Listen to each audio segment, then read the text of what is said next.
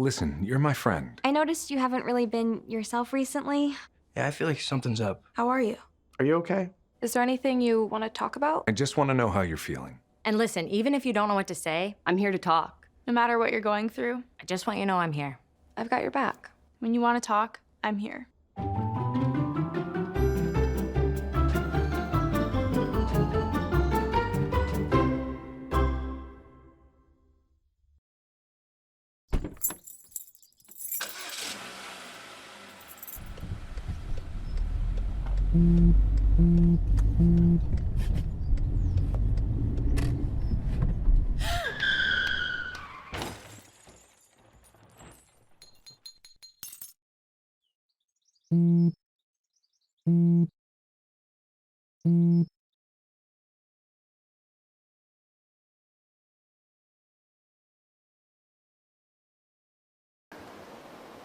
Great. We are back. Thank you for listening to Let's Talk with Patricia.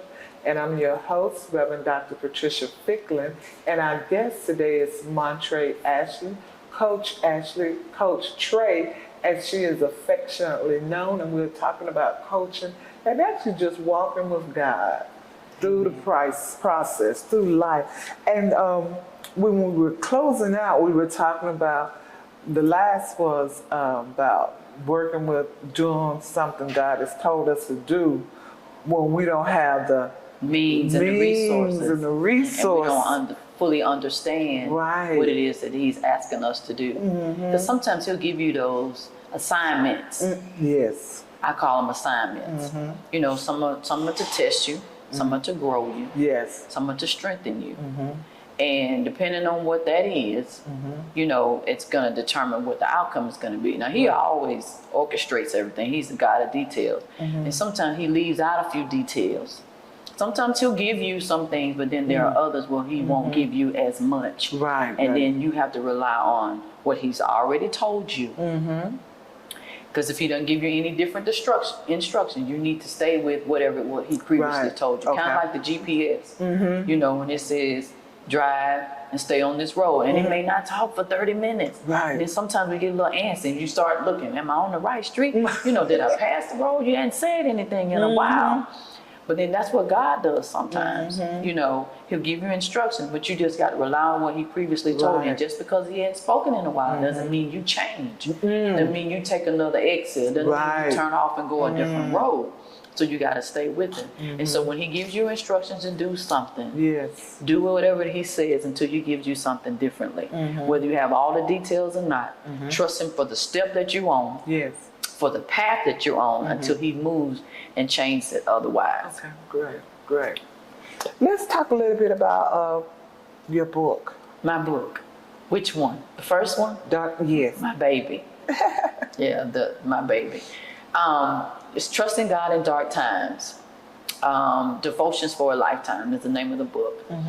And the reason why I gave it that title, of course, you know, through much prayer, but I was going through a dark season in my life.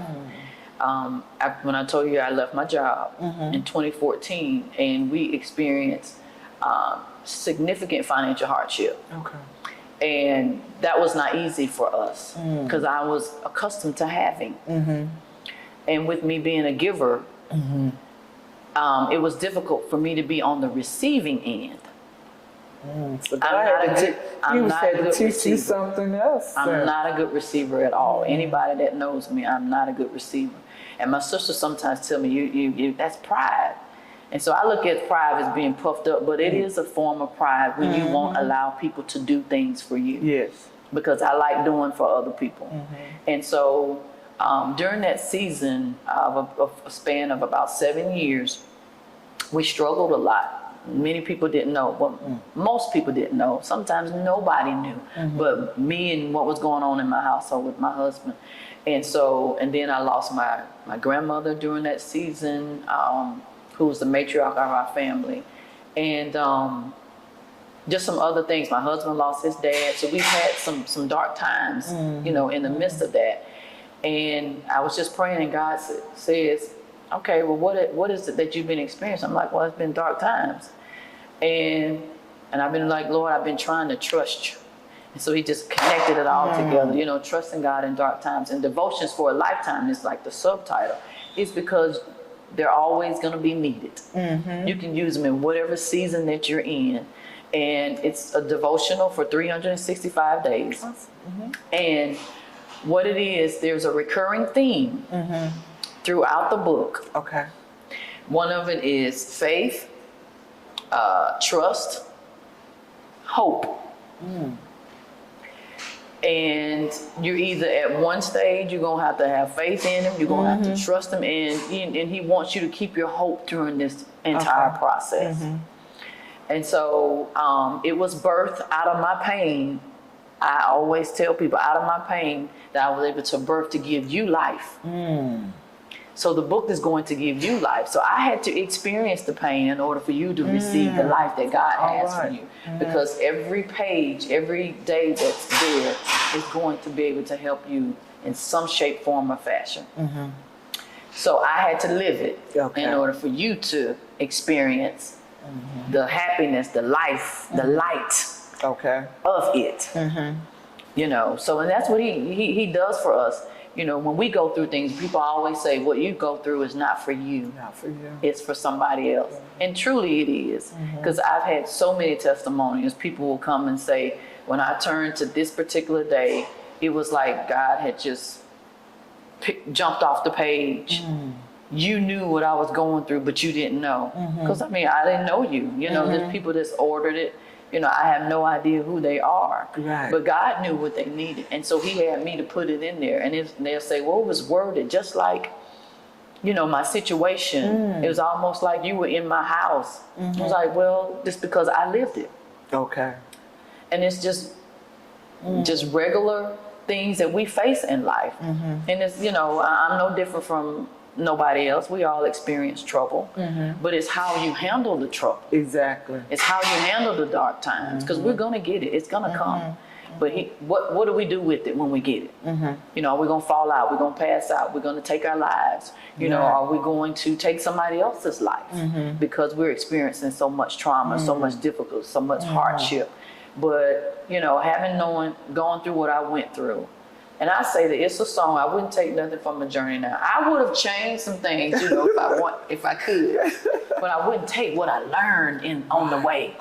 You know, I wouldn't take the lessons that God gave me. I wouldn't take the miracles that he performed in my life to show me that, hey, I didn't forget you. And let me tell you another thing, and I'm going to attach it to prayer. Being an intercessor, you have to intercede for people for things that you need. But you got to put aside what you're going through to pray for that need. Now imagine me praying for somebody, for God to make a way for them, for their finances. And I didn't have enough to get groceries. I didn't have enough to eat. But I'm praying for you that God will make a way for you to get something to eat. And he does it for you. And sometimes he wouldn't do it for me. Sometimes it was a forced fast. I had to fast.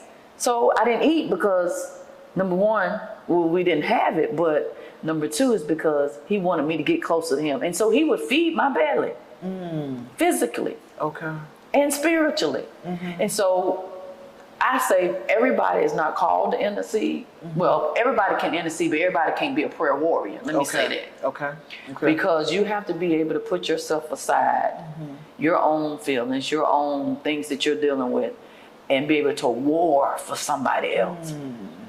You know, you're warring for somebody whose child is on drugs, knowing that, you know, you got stuff going on in your family, and then you see them get delivered, and you say, well, Lord, what about my loved one? I've been praying for my loved one, and ain't nothing changed. Matter of fact, it look like they're getting worse.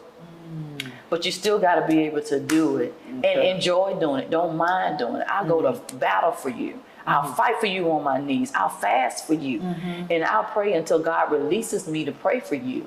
But that doesn't mean my stuff is finished.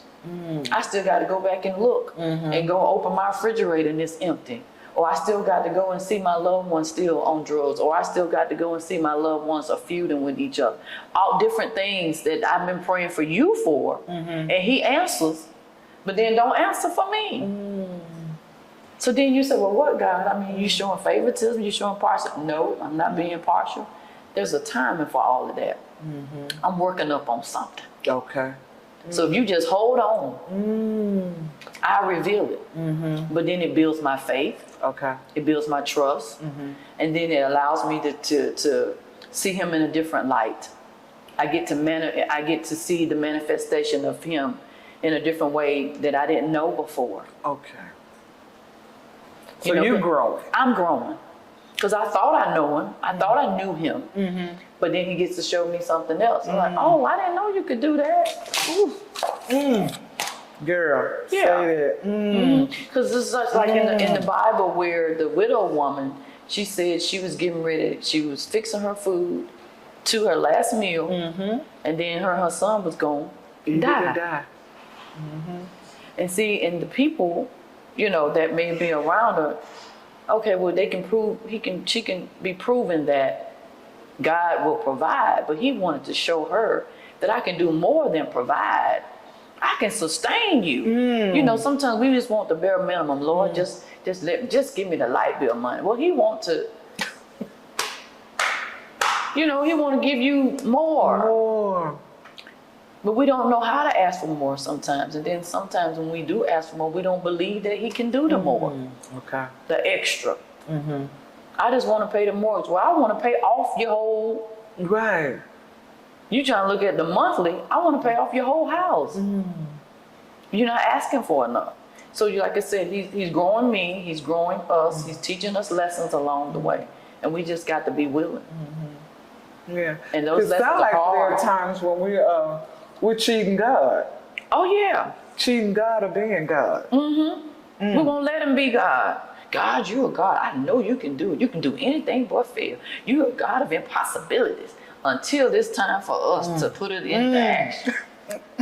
Because see, and I'm guilty of this. I can believe God for you, but sometimes I struggle with believing him for me. Oh, wow. Okay. Why that is, and it's probably because I'm too personal. It's me. So I'm so deep in it. But see, I don't know all of your story, so I don't have any of the obstacles and any of the gray areas Okay.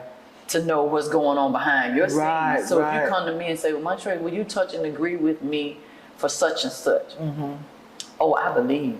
I got the faith. Oh, I know God's gonna do it. He'll even sometimes give me a word for you for you to hold on, and then that thing will happen. But then I might be in need for something, but I teeter-totter. I believe a few days, and then something will come up. Then I start doubting a little bit. Then I believe. You know, weeks turn into months, months turn into more months. And then, you know, little doubt will start to come in even more. But I believe for you, without question. Wholeheartedly. But again, I think it's because it's actually happening to me, and I see all the ins and the outs, and I don't see the ins and the outs and stuff that you did once you walked away from me. Right. So I don't have anything to kind of test my faith for you. Right, because you start to see in your own thing, you may see, well, they did this.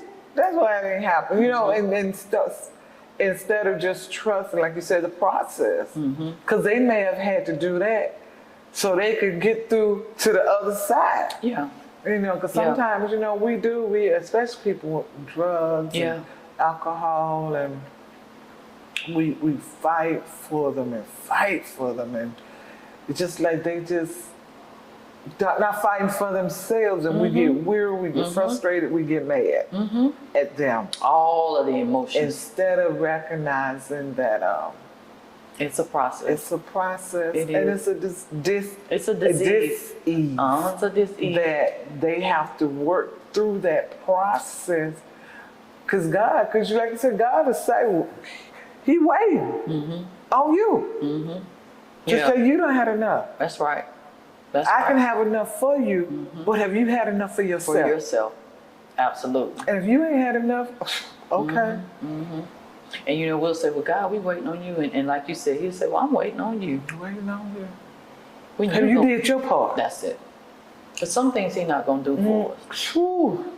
And when we learn that, We learn what our part is in it because we get ahead and want to do God's We part. want to do it. We want to do Just do your part. Find out what your piece is that you have to do.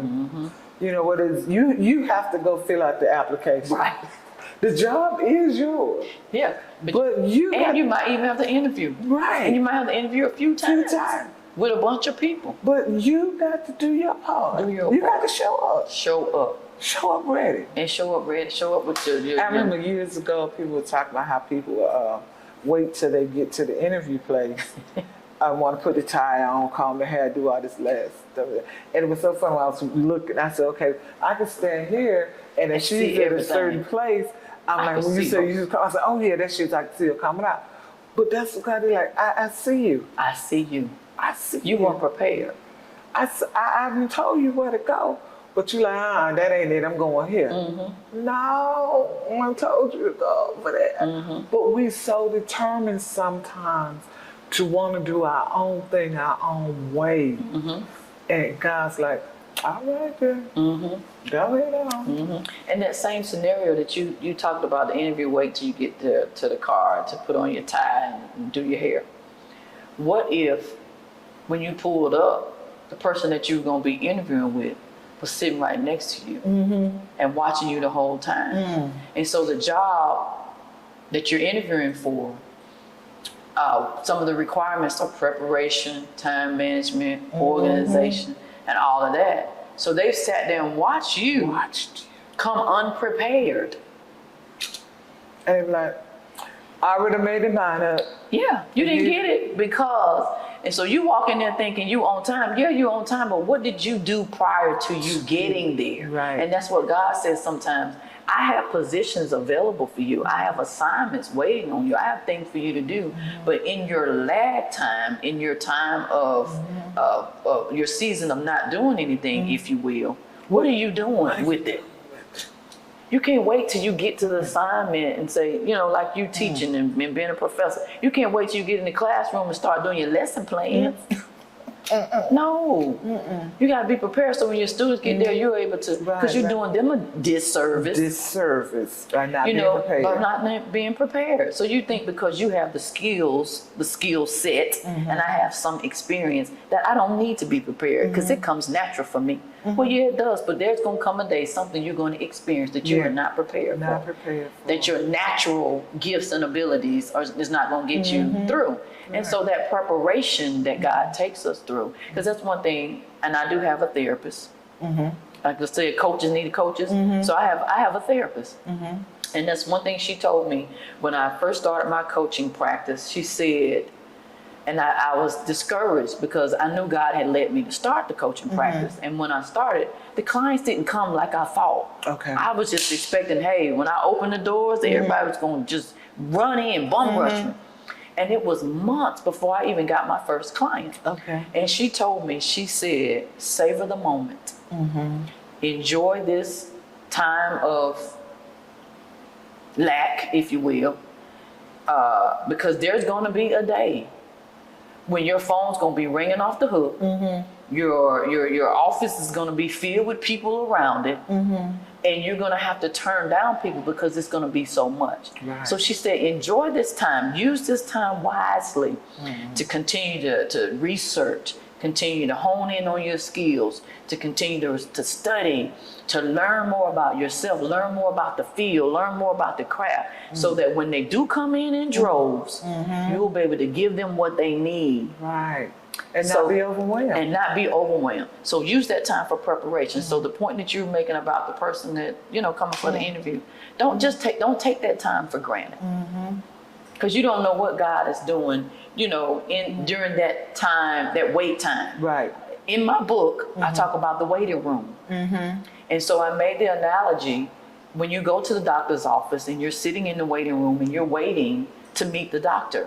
So while we're out in the lobby, what are we doing? Are we flipping through magazines? Are we talking to the people that are in there? All of that is good. But when it's time for us to get to the doctor and he says, now tell me what's wrong. Sometimes we can be so distracted by what we've been doing out in the lobby. We're fumbling because they only got so much time to Right. sit. They don't have all day to sit Right. with you to tell them Right, stuff. right. And so with that analogy, when you get in that room, you need to be ready. Because when Jesus was getting ready to heal the blind man, when that was about side to side of the road, he asked him, "What do you want me to do for you?" In layman's terms. And he came out and said, "That I may see again, that I may see." He could have gone out of this long, drawn-out story like the man at the pool of Bethesda. Every time I get up, somebody jump in front of me. I didn't ask you that. Right. What do you want me to do for you? And so you got to be ready Ready. when God asks you. And so if you're in the weight room and you're going in, the doctor say, "Hey, what's going on with you?"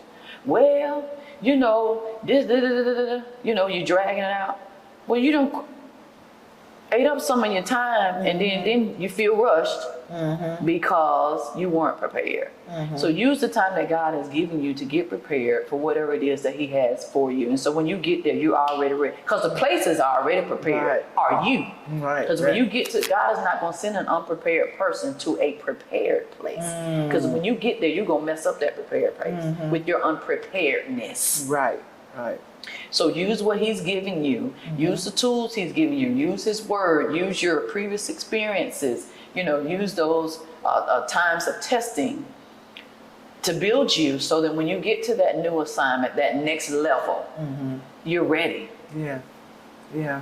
And you're not wasting His time trying to put your tie on and comb your hair, because you got a client standing there waiting on you. But you gotta give me 5 minutes. I'll be right with you. Why were you not ready? Right. Right. I've given you 6 months. And then now when you got your first client, you Confused. give me 5 minutes. I'll be right with you. And you done messed up. And they're like, "Oh no, you know what? Thank you so much, but I'm gonna do something else." And you miss your opportunity, and you wonder why. Right. You weren't ready. Right. Yeah. That's good stuff. Good stuff. Good stuff. Okay. How have you been able to do full-time ministry on so many levels and maintain a solid home foundation? My husband makes it easy for me to do that. He's my biggest cheerleader. He pushes me to do things that I would normally do, because he sees the potential in me, the greatness in me, if you will. And he helps me. He'll pick up my slack. Just like this past weekend, we did the conference at our church, and I had to speak. Well, he made sure my son, our son, let me say my son, our son, was taken care of. He went and did things. He'll do things around the house, make sure things are tidy, make sure things are kept, so that I don't have to be worried about it. And when I get back home, I'm at peace, because he's made sure things kept running the way they were supposed to run. And we balance each other with that. And so vice versa, when it's his turn to go out and minister, I handle stuff that needs to be done. So it's easy for me to still have a full-time job, still do the coaching stuff, still do prayer stuff, all of these things, when I have the support that I need. Awesome. And we're connected hand in hand, hip to hip. And sometimes, and we were teasing each other the other day, since we've been married 29 years, we're starting to complete each other's sentences. I'm starting to say things that I think he needs, and he's starting to say things that I think I need before we're even saying it. Okay. And so that's how it's easy for me to balance ministry and family life. Because when you got a good partner, it makes life a whole lot easier. Amen. On the same page. And then, with us communicating. And just, keeping those lines open. Now, he will say probably differ with you a little bit on that. Because sometimes I will just jump in and do things without telling him. But it is to his benefit, because I make it happen. I toot my own horn a little bit. If you could say something to your husband right now, what would you say to him? Thank you. Thank you. Look at him and tell. Oh, honey, thank you. Thank you for loving me, for protecting and guarding my heart. When I met you, that was the best thing that ever happened to me, other than Jesus. Yeah, he takes good care of me. My husband loves me, and I'm hard to love. All right. I will say that, honestly. I'm not an easy person to love. Okay. Not an easy person because I have my own mindset. Well, we all do, but he's very easygoing. I'm the bossy one. Okay. So we balance each other. You know, I like to talk a lot. He doesn't talk that much. I like to laugh and be silly. You know, he's more reserved. You know, he will laugh, but he said I push it too far. And I do. I like to push his buttons. I get on his nerves. But I need that because sometimes I can fly off the handle. Case in point, he was offended a couple of weeks ago. And I ran off a list of things that I would have said and I would have done. And I said, oh, they got the wrong Ashley. Because you should have did this. You should have said that. And he just kind of listened to me. And he said, well, no, I handled it the best way. And I said, okay, well, hindsight 2020, that was probably the best Christian way because if he'd have handled it the way that I would have, it'll ruin his witness. And see, he's already established who he is. Right. And I don't want to tarnish that. So initially, I used to try to change my husband and want him to be more like me. I want him to be more aggressive. I want him to be more outspoken. I wanted him to be more kind of in your face. But that's not who he is. Because if both of us was like that, we wouldn't get along. Okay. And so God made him him, and he made me me. And so in order for him to thrive, I need to respect that. Yes. I need to honor that. Just like he honors me for me being me, I got to do the same for him. And so that was a process for me. Okay. Because I didn't see that growing up. Okay. I saw a strong woman handling business. Okay. Okay. And so that's what I did, handling business. And when I see something that wasn't kind of quite right or the way I thought it should be, I jump in and do it. And so it was almost, he would kind of be in the background, well, what do you need me for? If you're going to do it all, you know, what's the point? And so I had, you know, you got to take a step back and say, hey, I'm not letting him be a man. I wanted him to be a man, but I wouldn't let him be it. Okay. Okay. And so you got to, ladies, us strong women, we do have to allow our husbands, allow our spouses to be that person we want them to be. Otherwise, they're not going to be it. And then that's why they wander. That's why their eyes wander. You know, because you feel like, oh, I'm a good woman. I'm a good wife. But yeah, are you meeting that need here for him? Yeah. And if we're not meeting that need for him, then they look elsewhere. Okay. So we got to make sure of that. So yeah, my husband, he balances me. Yeah. And we are like hand in glove. Hand in glove. And I thank God for him. He keeps me in a place. Like I said, he pushes me. He thinks he can stick a cord in me and I can just throw out a book. He's always telling me, oh, that's your next book. You need to write a book on this. You need to write a book on that. And I'm like, hey, slow down now. You know, I ain't a jukebox. But I appreciate the fact that he don't want me to settle. Right. He's always looking at the next thing. And I'm trying to do the same for him, but he's still pushing me. And I guess it's almost like he's saying, it's your turn. I'll let you shine. You go out there. Because he's the preacher and I'm not, but I have sometimes more opportunities to go out and speak than he does. And he's okay with it. And me and y'all got to be okay with y'all wives doing things that you want to do. That's the other thing, you know, because sometimes you feel like it's a competition and then it's not in my house. He's okay with me sharing and going out and having speaking engagements and all of those things. And sometimes that he's not. But you have to be comfortable with yourself, secure in who you are, and not feel intimidated that your wife or your spouse is doing something that, you know, you may potentially want to be doing. And so we've established that. You know, we have that good connection, that good network with each other, that partnership. Yeah. Great. Realize this, we're on the same team. And at first I didn't act like that. Okay. Okay. I was a one-man band. You're just here for the ride. Oh, wow. So you had to grow. I had to grow. It was me. Because again, my mother raised 4 of us. And so she was a single mother raising 4 kids. So that's what I saw.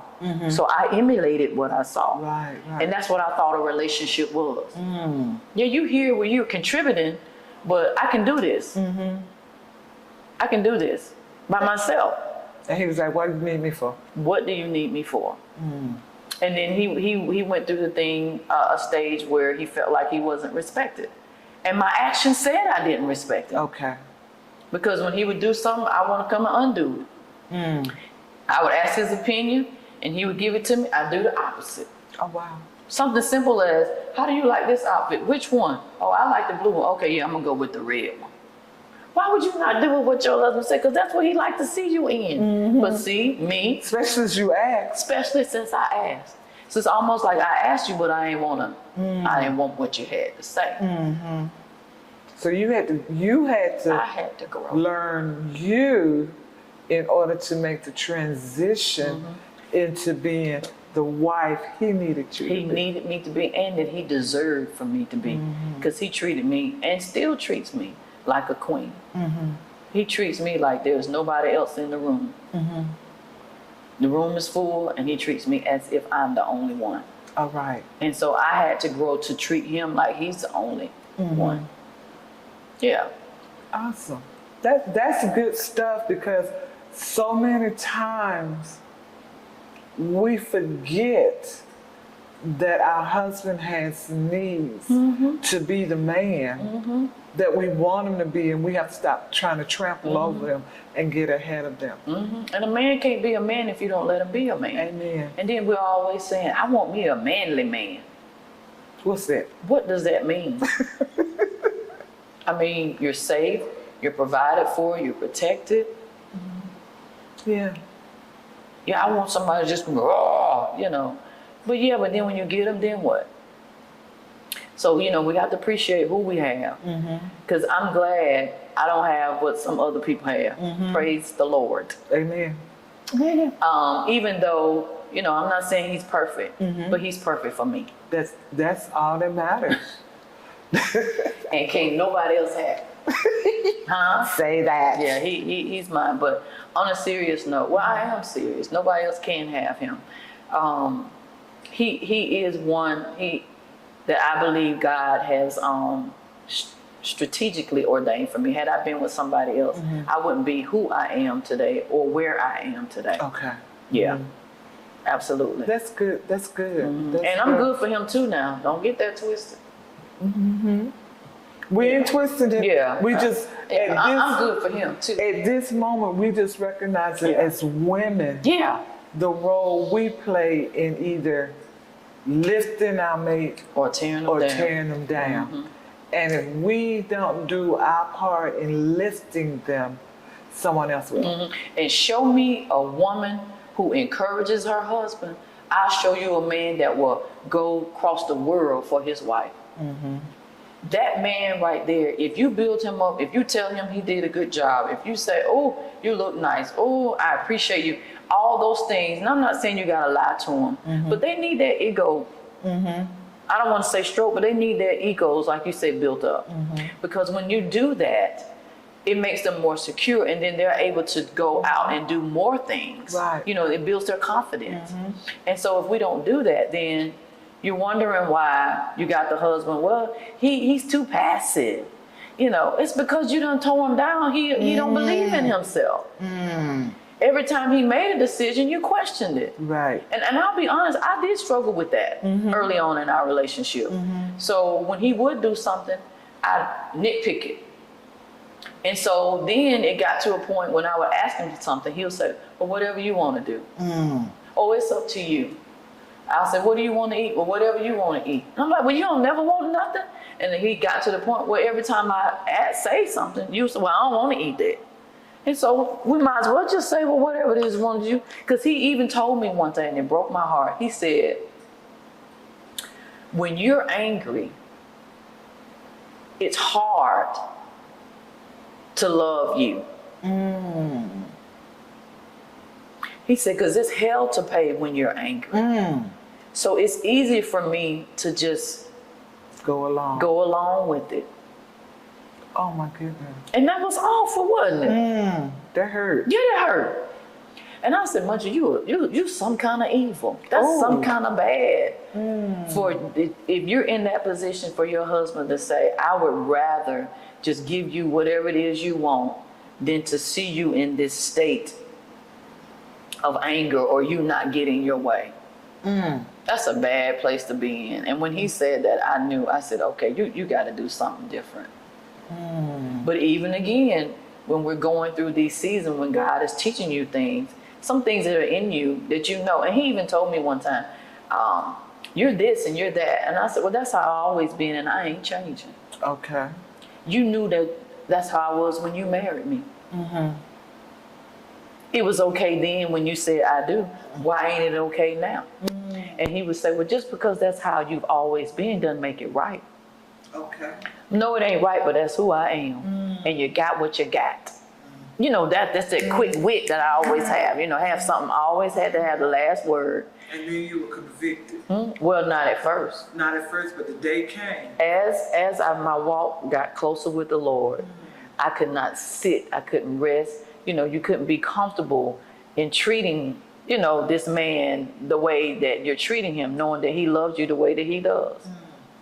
And so, but also, here's the thing, when you get closer to God and you learn that he loves you, because your husband and your heavenly father should be kind of synonymous, right? So when I understood the love that God has for me and the way that God showed me love, I was able to translate it and transcend it to my husband, because it kind of went hand in hand. So once I was able to love God, I can love my husband. The more I love him, the more I love my husband. Okay. Awesome. Goes together. Did you learn to love yourself in a different way during that process? I did, because I struggled with loving myself too. Because I grew up comparing myself to other people. I didn't believe in myself. So I didn't know who self was. Myself was my biggest enemy. My husband's my greatest fan. I'm my worst enemy. But when you start to love you, you can love other people, because how you treat you is a reflection of how you treat other people. People don't realize that, because the flaws I see in you are typically what's the flaws that I have. Right.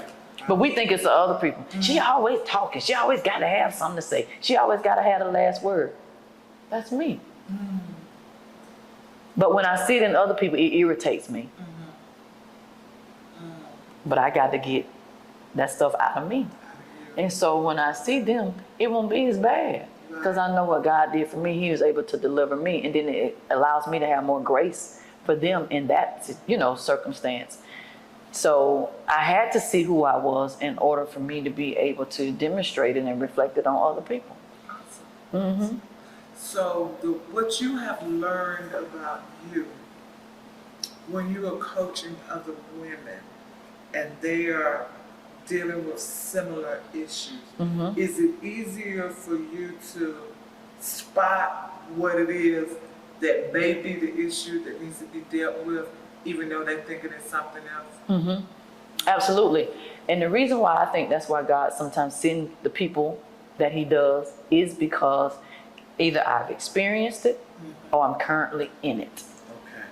And so sometimes they don't know, but sometimes as I'm walking with them, I'm walking it out too. Okay. So God will sometimes give me something fresh to share with them, to show them, to have them to do, but then he'll simultaneously give it to me as well. And so we're both experiencing it together, but they don't know it.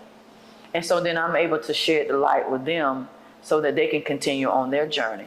So I rarely get somebody that comes to me that I either have not gone through it or not experiencing it at the same time.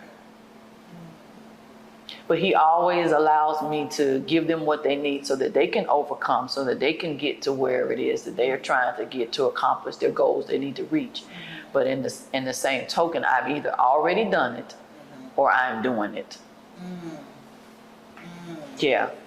Wow. Yeah. And it's so interesting that when he does it, and I see it, he gives me the ability to disclose, to self-disclose. Okay. Because oftentimes, that's what I tell you, when I went through that season of darkness, when he said I was going to be authentic, when you're sharing with somebody the things that you've gone through, it not only helps them to trust you, but it allows them to trust him.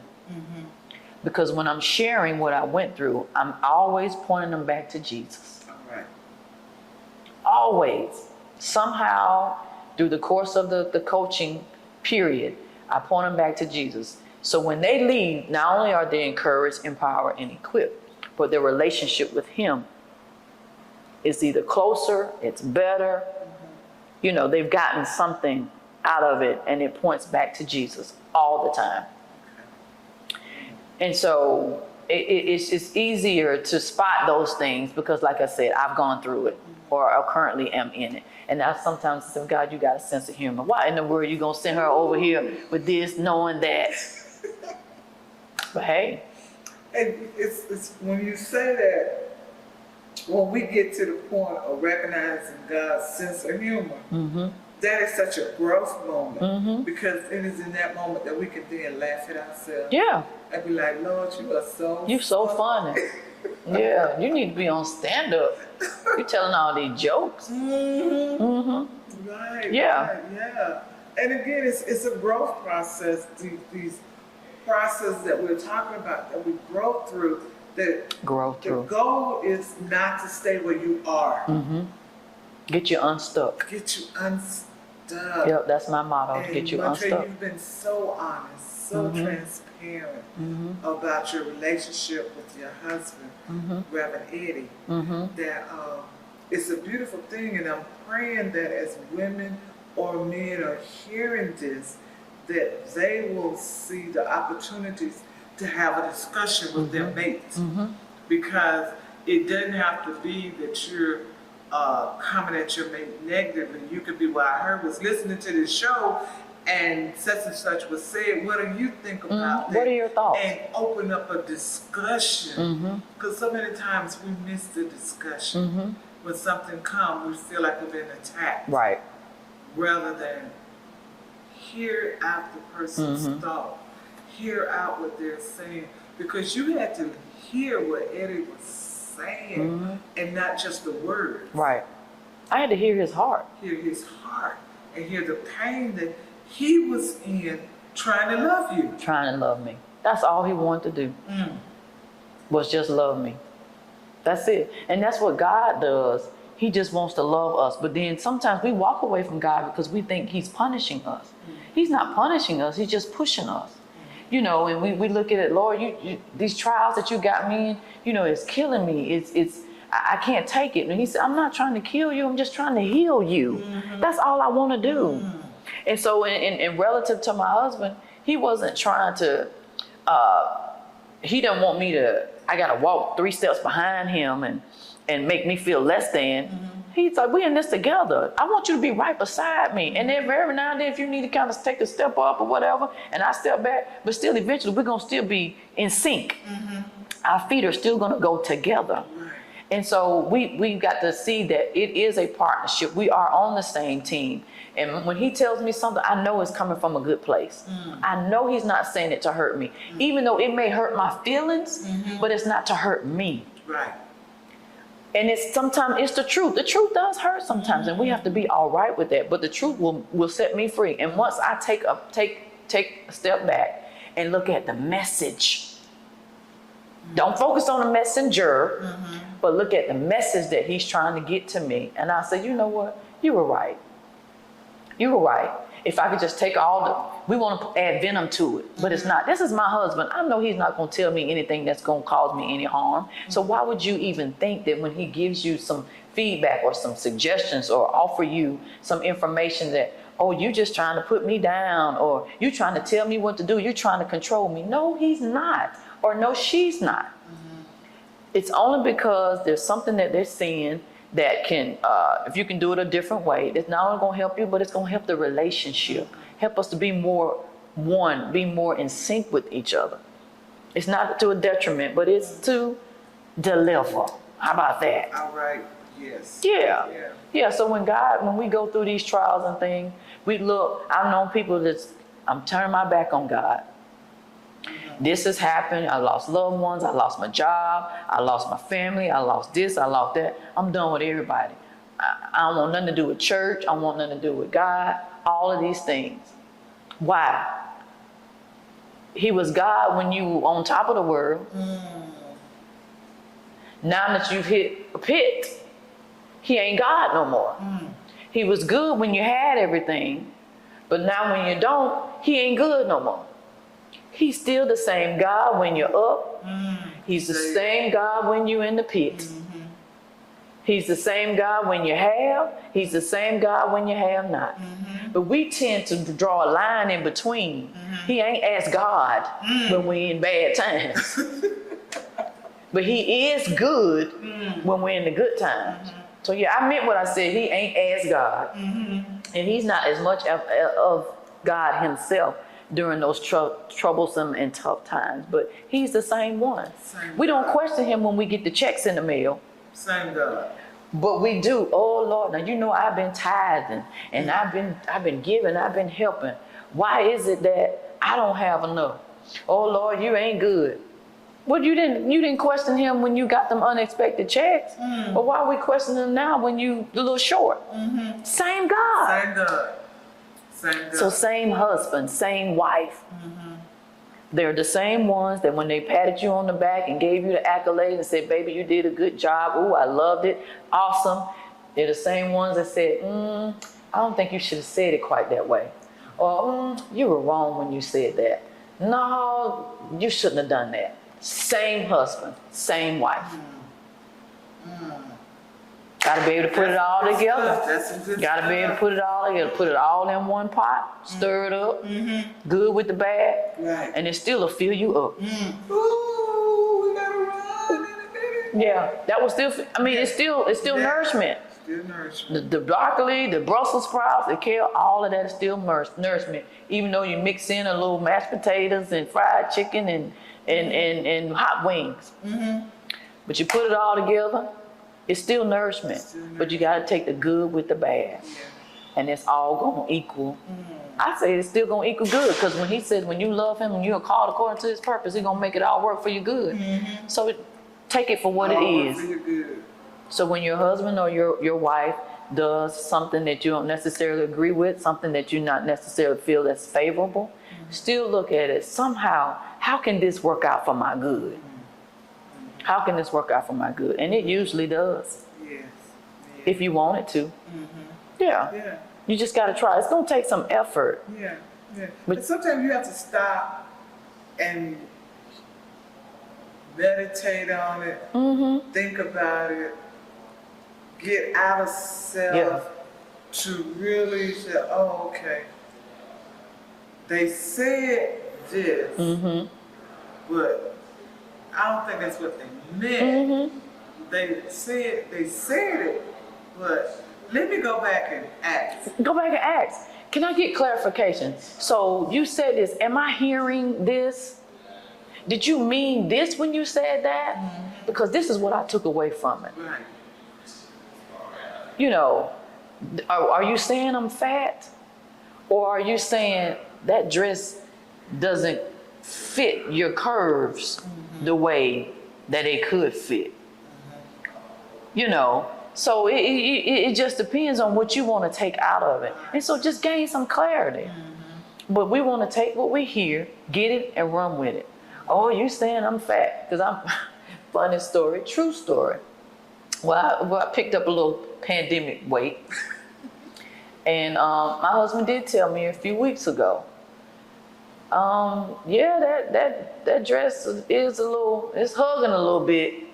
And I noticed, you know, some of your outfits are a little, so what did I say? Oh, what you trying to say, I'm fat? And so I got in my feelings. And so here I go, I'm gonna try to go around and starve myself because I want to get back to, you know, pre-pandemic weight. But then I had to go back to him and say, well, hey, what would you mean by that? He was like, well, Trey, I'm just saying, you know, it don't fit like it used to. And I'm not saying that you're fat, but I do notice you eat a lot more sweets here lately. But we can talk. We're at a point in our relationship, our marriage now. We just kind of come out and say, hey, you need to stop eating all them such and suches, because it's starting to show, in a different area or whatever. So we can't just kind of come out and just be frank with each other. Everybody may not be at that space. So you have to get to that point, grow to that point, as you said, so that you can say, hey, when he say, you don't need to eat that, I'm like, well, what's wrong with you? You can eat it, but I can't. And so you just kind of go back and forth, but you got to realize the love language that you have with each other, and then the lines of communication that you've already established. And so you don't take things so personal. Right. Yeah. And that's it. Take things personal. Everything is not a personal attack at you. Everything is not. It is it's to make you better. Because guess what? If he's better, I'm better. Right. And if I'm better, he's better. Right. Because when you step out, you represent him. What you say? And we'll say that sometimes. He'll say, Trey, you had me out there looking bad. You didn't tell me that I didn't tear the thing off my suit. I'm like, well, sorry, I forgot. But to your point, when he goes out there, that's Ashley, that's the other Ashley. And we're supposed to represent each other. Yeah. Kind of like when we're supposed to represent God when we go out. When we go out. I told you I'm pointing back to him. Okay, that's it. Yeah. Because we have to be conscious of that, because when we become one, and it's so because you all don't know my husband is ill, but I get such a boost when I have people say, oh, he looks so good. Oh yeah. He done look. I'm like, look, I know we're on camera. I done boosted up my husband. I got a fine husband too. But I will tell you, the other Sunday when I saw him, I said, oh, that is a nice looking man. well, thank you, darling. You would not know he's the age that he is, and you would not know he's gone through all that he's gone through. Right. I know some of his story. I don't know the whole story, but the story that I do know, he does not look like anything he's been through. Nice looking man. And so y'all, it's okay to compliment other people, Yes. but do it in moderation now. But this is good. In respect. In respect. That's right. In Be respectful. respect. And so I can tell her that in front of her in a tasteful way. Yes. Not lusting or anything like Right, that. But right. yeah, he Right. does. He looks good. And then we have to compliment our own spouses. Right. Don't let somebody else out compliment your spouse. Exactly. Hear me. Don't let somebody out compliment you. And then don't be talking about your spouse to other people. Hello. Yes. Yeah. Yeah. Don't do that, and don't let anybody else talk about your spouse. Even if it is true. You cut it off. Cut it off at the root. Don't let it grow, because it'll start festering and it'll turn into something. So you have to be careful. I know we kind of went off on a tangent, but I wanted to say that, and we in line going back to uplifting and encouraging our spouses, that we do have to compliment them and encourage them, and don't let somebody else do it. Because people will tell me, oh, your husband did a good job. He preached. He did a really wonderful job. But then, and sometimes God will have you to do the opposite of what we're talking about when you bless the individual because you had it. But sometimes God will require you to do it when you don't have it. Yes. There was an instance where I had to bless someone. God moved on my husband and I to bless someone. We didn't have the financial means to do it, but we did it anyway. So out of a need, we met somebody else's need, and then God came back and gave us double for us meeting that need. So it's about obedience, and He will test your faith. To see if you're going to do what you say, because faith ain't faith until it's tested. All right now. So it's got to be put a little fire under it and see what it's worth, see what it's made out of. And then once that happens, He knows He can trust you Yes. with something bigger, better, and greater. All right now. All right. Oh, and on that note, we're going to Let's Talk with Patricia. And I'm your host, Dr. Patricia Fickling.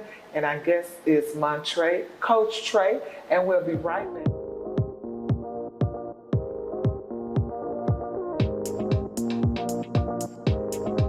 When it comes to making plans, you are the best. What about those barbecues you plan in detail for your family? Or your daughter's first costume party? It was out of this world. The same way you plan each detail for those moments, start planning to protect you and your loved ones from a natural disaster. Sign up for local weather and emergency alerts. Prepare an emergency kit and make a family communications plan. Protecting your family is the best plan you can make. During high school, I hung with the wrong crowd and I never graduated. I helped Santiago in many different ways, like all fathers do, because he always wanted to go to college. I felt a little embarrassed to come back to school, but eventually, once I came here, I knew that it's for a bigger goal.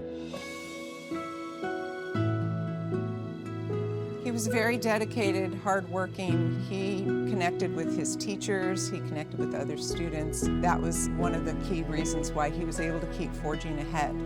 It was amazing to see him graduate. This was one thing that meant so much to him, and of course, it meant so much to us too. With the help of my father and having my son, that was all the motivation that I needed.